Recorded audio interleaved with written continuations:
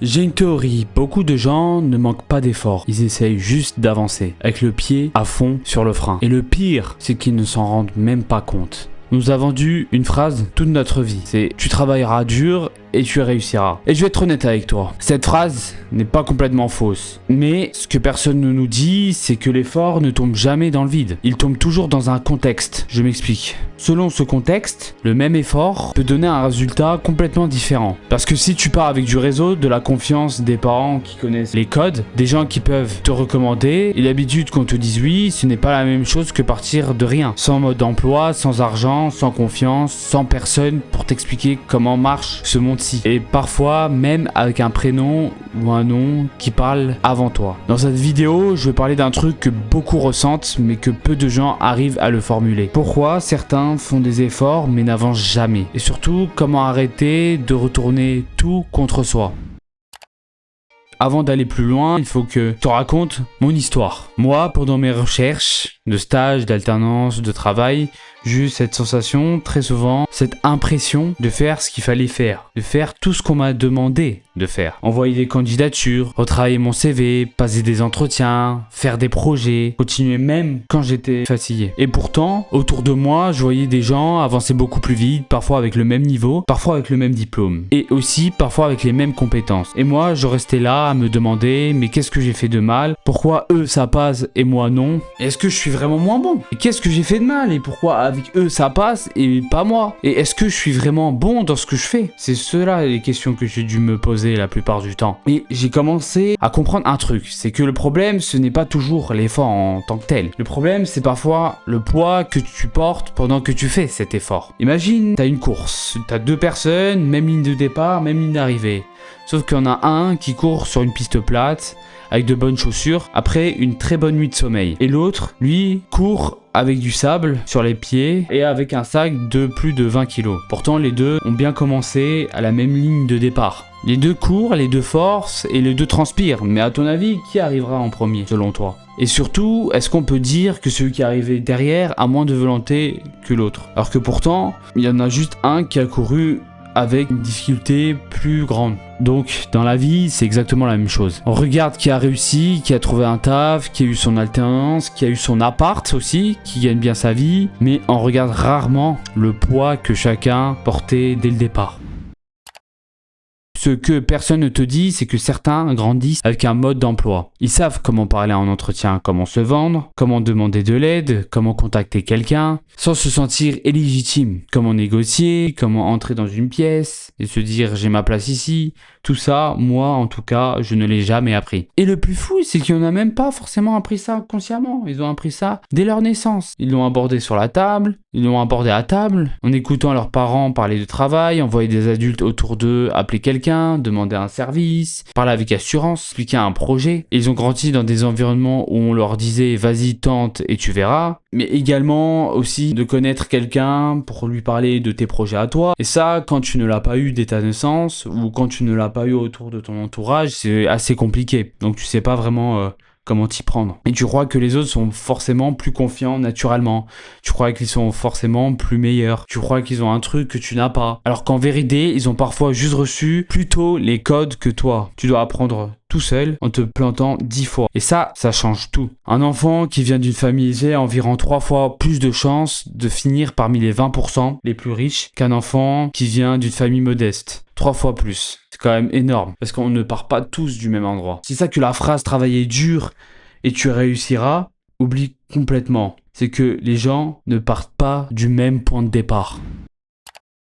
Le pire, c'est que quand tu portes tes difficultés trop longtemps, tu finis par croire que le problème, c'est toi. Et au début, quand tu échoues, tu continues, tu te dis que c'est normal, tu te dis « Ok, je n'ai pas eu cette opportunité, je vais en chercher une autre. » Tu envoies encore 10 CV, 100 CV, 1000 CV, et ainsi de suite. Tu passes des entretiens, tu te prépares, tu fais des efforts, tu essaies d'avoir l'air motivé et t'essayes d'avoir confiance malgré tes nombreux refus. Et à un moment, quand tu reçois énormément d'échecs et de refus dans la tronche, ça devient une identité. Tu ne te dis plus j'ai reçu un refus, tu te dis je suis l'échec incarné. Et là, ça devient très dangereux. Parce que ton cerveau commence à associer l'effort à l'échec. Tu fais des efforts, ça ne marche pas. Donc petit à petit, ton cerveau apprend que faire des efforts ne te sert strictement à rien. C'est là que les choses les plus simples deviennent lourdes. Envoyer un mail devient lourd, passer un appel aussi, ouvrir ton ordi également, mettre à jour ton portfolio, tout ça, ce sont des accumulations qui te fait croire que peu importe tes efforts, rien ne marchera. À l'extérieur, malgré tout, les gens voient quelqu'un qui se ramollit, qui essaye de se trouver des excuses, alors que pourtant, ça ne l'est pas du tout. Mais en vérité, beaucoup de gens ne lâchent pas par flemme, ils lâchent par saturation.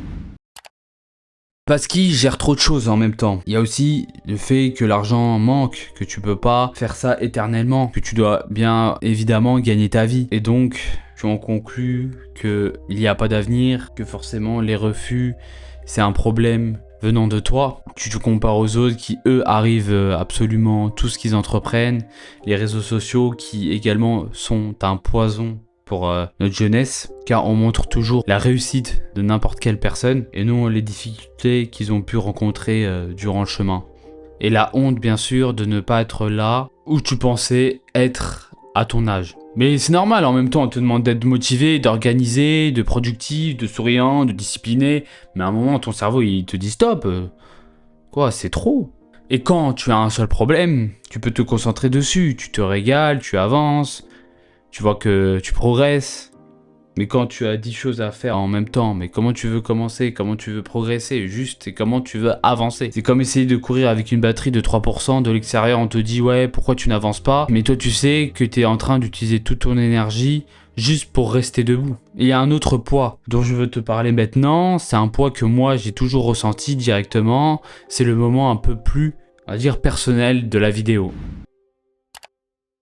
Faut savoir que je suis fils d'immigrés, que j'ai un prénom à consonance maghrébine, et pendant longtemps, je me suis demandé si j'étais fou. Parce que j'avais l'impression de devoir galérer plus que les autres pour obtenir moins. Faut savoir que je me bossais dans le développement web, et à certains moments, mes amis et moi, on avait le même niveau, la même école, et pourtant, eux ont toujours eu l'entreprise qu'ils recherchaient, au bout d'un seul entretien. Alors que moi, j'ai tendance à passer une multitude d'entretiens pour la même entreprise et quand j'arrive à obtenir ce que je recherche, il s'avère que l'entreprise en question était complètement bidon et que je n'apprenais absolument rien et que j'étais plutôt celui qui devait tout faire. Et à force, tu commences à douter quoi. Tu te dis peut-être que je suis moins bon, peut-être que je ne sais pas me vendre.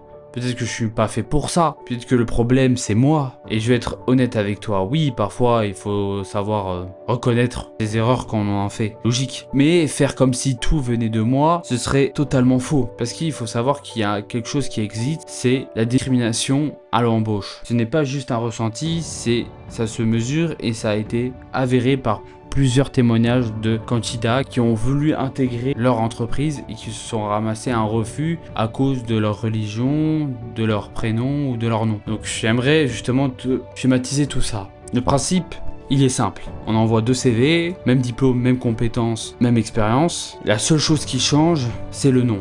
Et il faut savoir que dans une grande majeure partie des cas, celui qui a un nom étranger recevait 31,5% de réponses en moins. C'est énorme. Et quand j'ai vu ce chiffre, j'ai compris quelque chose. Je me suis dit, ok, donc ce n'est pas moi le problème. Et ça change tout parce que quand tu as moins de réponses, tu as moins de choix. Et quand tu as moins de choix, tu acceptes tout ce qu'on te demande. Et quand tu as moins de pouvoir, tu peux moins choisir. Donc tu acceptes plus facilement des stages sous-payés, tu acceptes plus facilement des postes assez médiocres, en dessous de ton niveau. Tu acceptes des conditions de vie, de travail insupportables. Pas parce que tu n'as pas d'ambition, mais parce qu'en face, parfois la seule autre option, c'est le néant. Et quand quelqu'un n'a pas le pouvoir de dire non, il y a toujours une autre personne pour en profiter.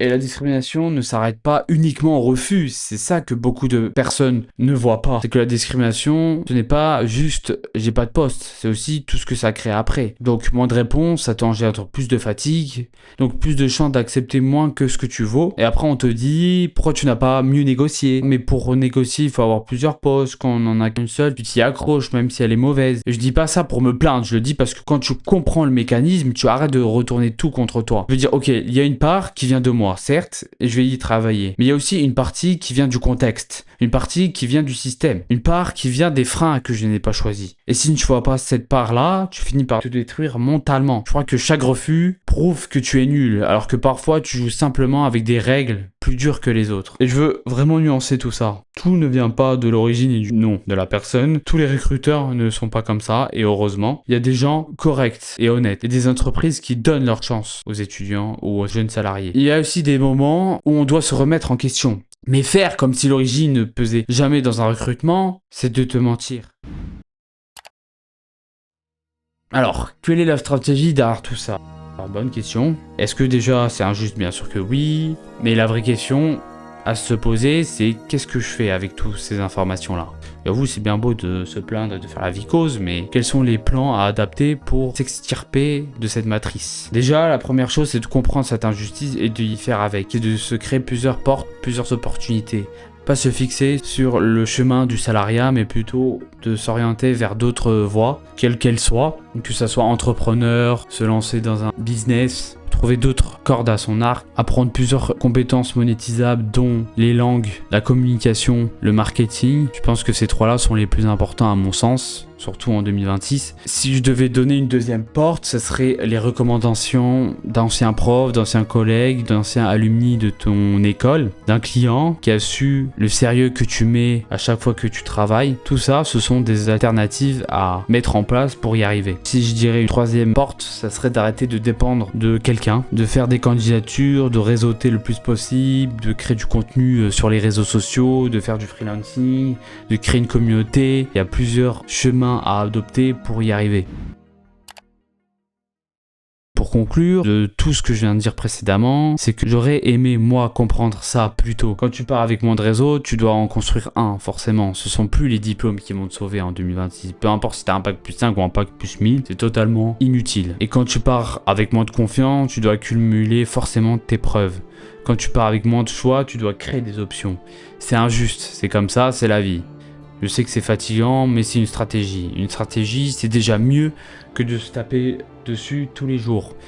Donc si aujourd'hui tu as l'impression de faire énormément sans pour autant avancer, je veux te dire un truc. Ce n'est pas forcément que tu es mauvais dans ce que tu entreprends. Ce n'est pas forcément que tu es faible. Ce n'est pas aussi forcément que tu ne travailles pas assez. Peut-être que tu portes juste un poids que les autres ne voient pas forcément. Peut-être que tu es en train d'apprendre seul ce que d'autres ont reçu naturellement. Peut-être que tu dois construire toi-même un réseau que d'autres ont reçu à la maison. Peut-être que tu dois prouver 2 fois plus pour être pris au sérieux, alors que les autres, eux, ont besoin que d'une seule fois. Et ce n'est pas une excuse. Sachez-le, c'est juste une explication. Comprendre, ça permet d'arrêter de se haïr et de se détester. Le but, ce n'est pas de rester bloqué dans la colère. Le but, c'est de transformer cette colère en force. Arrête de te comparer à quelqu'un qui n'a jamais porté le poids de tes difficultés. Regarde plutôt le chemin que toi tu dois faire malgré tout. Regarde ce que tu as fait, ce que tu as réalisé, malgré les refus, malgré la fatigue et malgré les doutes. Sois fier de ce que tu as déjà entrepris pour en arriver là. Au lieu de te dire je suis en retard,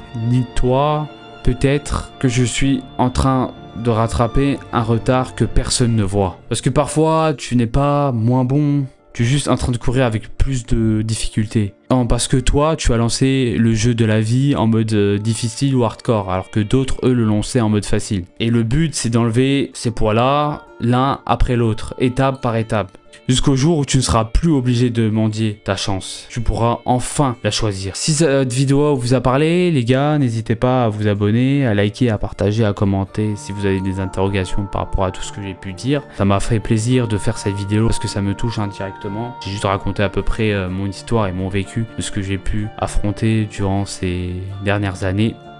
Et j'aimerais pas que la plupart d'entre vous fassent les mêmes erreurs en tant que développeur qui recherche tant bien que mal sa place au sein de cette société-là. Et on se dit à très vite pour de nouvelles aventures. Salut!